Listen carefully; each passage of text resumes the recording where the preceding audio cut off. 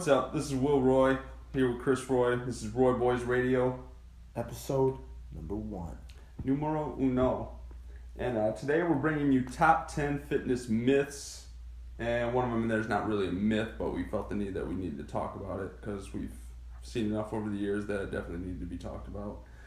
So, without further ado, you got anything else you want to add to that? No, I'm good. Let's get to work. Alright. Myth number 1. Crunches give you abs.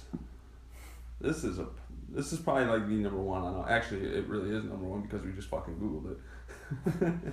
Yeah, this first one we wanted to do something nice and broad to kind of give a little something to everybody. So, the top 10 most popular myths. Was it crunches give you abs or get you abs? What was it? Yeah, it was something like that. Crunches give you abs. So, crunches don't give, they won't get you abs. So, they will enhance abs that you already have. And not particularly crunches. I mean, exercise has their place in, enhancing the abs you already have, but it's not going to give you abs. So exercises cannot target fat loss. And that's the biggest thing when it comes to abs. Yeah, I agree. So, like, if you are an overweight person, and I see this all the time, and I've been in the gym for well over 10 years now working, and I've seen it more times than I can count.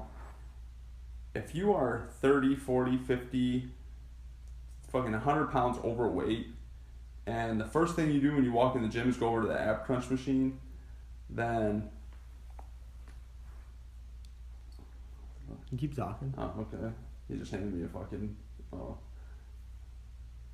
mid-radio selfie. Alright, so anyway, if you are overweight and the first thing you do is go to the ab machine, you are wasting your time. Get your ass on a treadmill, do some kind of intervals. Hell, when you're that much overweight, just walking is much better and will get you closer to abs than doing crunches will. So yeah, everybody has abs. It's just a matter if you can see them or not. And most people have a nice layer of fat over their abs. So honestly, guys, attaining abs is not that difficult. It all starts in the kitchen and what you're putting in your mouth. You have to be a low body fat percentage to see them. And then once you see them, honestly, I don't even do a lot of direct ab work. I've started to do a little bit more lately, but just through, if you're doing compound lifts and stuff, that's a lot of the ab training, all you need, man. Like I said, you can do some specific targeting stuff to enhance them a little bit and maybe make some of the muscle bellies deeper and a little deeper cuts and stuff, but there's no exercise that you can do to, shed all the belly fat away to bring the abs out. Just like there's no exercise you can do to get rid of the big ass flap of skin under your arm. Talking to all those middle-aged women that have a huge problem with triceps. Yeah, hold their arm up and has their arm dangling down. Like there's no exercise that you're gonna do to. And to that point, like when I jangle my arm, it shakes under there too. Yeah. You do have muscle under there still. It does shake. It's called gravity. To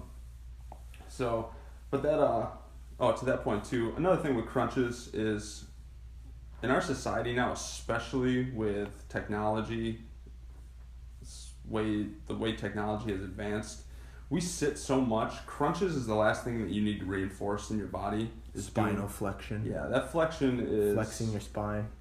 Probably the absolute last thing that you need to be doing when you're in the gym. Yeah. So for 99% of the people anyways. But we can hit that on another podcast, but just touched on that. But we'll lead that right into the next myth. Number 2. But drastic calorie cutting is most effective for long-term weight loss. Perfect. Since we were just talking about it. Yeah. So yeah, people, I need to lose weight. I need to lose belly fat. So let's cut my calories by 75%.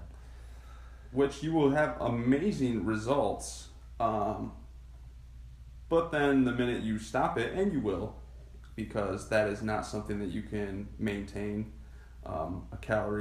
being in a caloric deficit for that long. That drastic, I should say, is not something that you will be able to maintain. So you will fail, and then you will rebound, and not only will you be fatter than what you were before, But next time you try to take it off, it's going to be even twice as hard because now you're messing with your thyroid function, and you're just setting yourself up for long term. A lot of people don't realize too. Like a lot of my clients, when we start training, and I put them on a program, and we're like 2-3 weeks in, and they get discouraged when they see they've only lost like 3-4 pounds, and that's what you want. So when you're trying to lose weight, you want to lose it slowly. Your body is all about homeostasis, man. It likes to just be where it's comfortable. So if you've been in this mold for, if you're a guy and you've been 250 pounds for 10 years, like your body's comfortable at 250 pounds. That's where it's been for 10 years. Now all of a sudden, if you drop 30 pounds in freaking 2 weeks, your body's freaking out, man. It doesn't like that rapid of a change that fast. So what it wants to do is it wants to get back to normal. So it's going to do all it can to try and get back to 250 pounds. You want to take the weight off slowly. So go from 250, take a week or two, get to 245 and kind of stay there for a while. Let your body kind of adjust and feel comfortable at 245. Then you bring it down another 5 pounds or so, bring it to 240. Chill there, let your body get comfortable. And it's a long-term thing, guys. You're not going to be in the best shape of your life in 2 months. Like it all depends how out of shape you are, man. It's going to be a lifelong journey, lifelong battle, man. So your success, people think that the body of their dreams is like a destination. It's not, because even once you get it, you still have to maintain it, man. So you just got to accept the fact you're going to be in this for the long haul. Therein lies the problem, because most people don't want to have a lifetime commitment. They think that they can get this body and then, I can go back to doing my old shit. I got the body I want. I'm just going to keep it. That's not how it works. So if you're not ready to commit to a lifestyle change to get the body that you want and maintain it, and I'm talking lifestyle change. I'm talking eating freaking good food all the time for the rest of your life. If you're not ready to make that commitment, don't even start down the journey. You're just wasting your time. You're wasting your money. And then, if you hire a trainer, you're just wasting their time. And you're honestly, you're going to make them look bad because you're not going to adhere to what they tell you. And, it's just don't waste your time. I mean, honestly, there's so many people I wish I could just walk right up to and say that to. And I'm not trying to be a dick, but it's the cold hard truth. And we're not going to be politically correct on this radio show. So if that's what you expect, then don't subscribe to our channel. Yeah. People get so discouraged too when you tell them that shit. It's like, if it was easy, then everybody would look phenomenal. There's a reason that 75% of our country is obese. It's because people, they want to do, they just do what they want. They eat what they want, and then when they want to make a change, they think, you're gonna have to do something you don't want to do. You're gonna have to give up stuff you don't want to give up, and it's hard. It's simple, but it's not easy. It's very hard. Yeah, and don't get construed. Like, you can go on, we're guilty of this. Like, and so are so many other people that are in shape. Yeah, we'll post and we'll talk about the pizza that we ate. But keep in mind, that's one meal, man. That's one meal in a 7-day period. That's one meal of 30-something meals.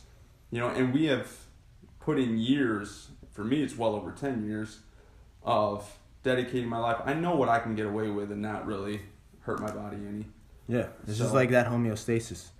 I've been 200 pounds, under 10% body fat for the better part of the last 3 years. So me eating a pizza is not going to, drastically change my body, because my homeostasis is where I'm at. So it's going to take a hell of a lot more than one meal to jack me up. Exactly. But if you're a 280-pound man and you're trying to lose weight and you want to be 200 pounds, okay, and you just lost 10 pounds in 2 weeks, okay, congratulations. That does not mean you go to eat to have a large pizza, all right? You don't get that, all right? All you're going to do is set yourself back, because your body's still craving that stuff, and you'll just blow right back up. But, all right. Number 3. Myth number 3.